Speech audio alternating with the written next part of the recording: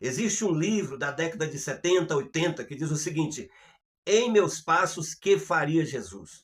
Se Jesus vivesse hoje o dia a dia que eu estou vivendo, quais seriam suas atitudes? Como ele agiria? Pare de aceitar a primeira opinião. Pense. Vou aqui te entregar 3 pontos muito importantes para ajudar você a mudar o seu pensamento e sair dessa ideia pronta que você recebe do mundo e poder mudar a sua história. 1. Não se conforme. 2. Renove o seu pensamento. E 3. Descubra a vontade de Deus. O apóstolo Paulo, em Romanos capítulo 12, versículo 2, diz o seguinte: e não vos conformeis com o presente século, mas transformai-vos pela renovação da vossa mente, para que podeis experimentar qual seja a boa, perfeita e agradável vontade de Deus. Ponto 1. Não vos conformeis, não se conforme. A palavra conformar veio traduzida do grego esquematizo, que significa tomar a forma de algo, ou seja, tomar a forma das narrativas de pensamento que vem do mundo. Logicamente que atualmente nós temos 2 tipos de narrativa, aqueles que chamam de narrativa de esquerda, que chamam de narrativa de direita. Essas narrativas tentam te induzir, te cooptar, te conquistar para tirar você do foco que Deus quer na sua vida. Vamos analisar, por exemplo, essa incursão da polícia, esse enfrentamento, essa guerra civil, no meu ponto de vista, que acontece no Rio de Janeiro há quase 20 anos, mais ou menos cerca de 20 anos. De vez em quando tem uma incursão, ou seja, da polícia subindo o morro, ou seja, dos bandidos invadindo áreas, invadindo espaço. Quais são as duas narrativas? Uma, defender que os bandidos são vítima da sociedade, que os traficantes são vítimas do usuário. Outra narrativa, defender que eles merecem mesmo a morte, que eles sejam mortos. Então essa armadilha de defender um ou outro lado é uma armadilha que está equivocada para você que é servo de Deus. O servo de Deus tem que ir pelo pensamento de Deus. Desejo eu de qualquer maneira a morte do ímpio, diz o Senhor. Não, pelo contrário, desejo que se converta dos seus maus caminhos e viva. Está em Ezequiel 18, 23. Número 2, renove o seu pensamento. Como é que nós podemos renovar o nosso pensamento? Saindo da superfície, o que está aparecendo para nós em relação à luta lá no Rio de Janeiro, que está se espalhando para todo o Brasil, e em relação a muitos outros temas, seja tema político, seja tema da guerra, das guerras que estão espalhadas pelo mundo, seja a temática lá de Israel, com os países circunvizinhos que querem a destruição de Israel, essa temática aparece para nós só a ponta do iceberg, nos induzindo a torcer para um lado ou para outro. E nós não temos que torcer para um lado ou para outro. Nós temos que defender o ponto de vista divino. Por isso que a Bíblia diz para a gente renovar a nossa mente. E renovar a nossa mente é buscar pensar conforme Cristo pensou. Você já imaginou se todos nós buscássemos transformar nossa mente para pensar como Cristo pensou e pensa e transmitiu para nós? Será que haveriam guerras? Será que esses assassinatos aconteceriam?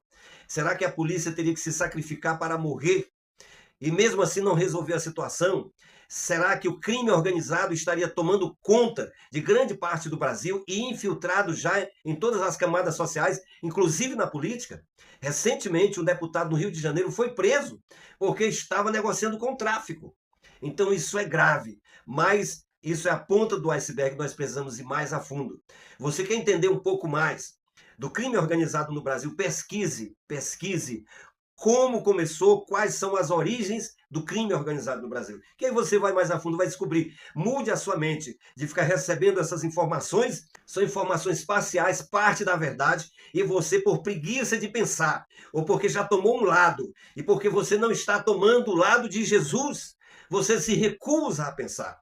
Saiba que uma das atividades mais inerentes do crente é pensar. Desde o Antigo Testamento, Deus incentiva, Deus motiva, Deus induz o homem a pensar. Pensar nas coisas de Deus, pensar na palavra de Deus, pensar nos princípios bíblicos. E no Novo Testamento também nós somos levados a pensar. O que Jesus fez? Trazer ensinamentos, trazer argumentos para que a gente pudesse pensar. Não seja preguiçoso. Use a sua mente e saia desse lugar comum. Número 3, descubra qual é a vontade de Deus sobre cada assunto que chega até você.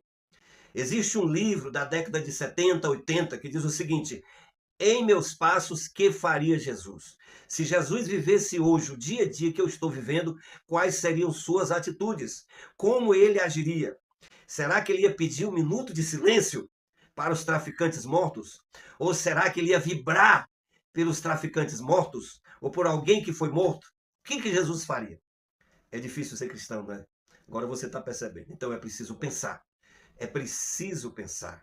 É preciso descobrir qual é a vontade de Deus. Eu quero te provocar para você pensar, sair desse lugar comum, sair dessa bolha. Aliás, são N bolhas. Você está na bolha de uma igreja, de um ministério, não consegue se relacionar com outra igreja, com outro ministério. Você está na bolha de um pensamento, de uma versão, e não consegue se relacionar com pessoas que estão em outro pensamento. Mas eu estou te apresentando aqui um pensamento que não é novo, mas para você é novidade que alguém esteja apresentando esse pensamento.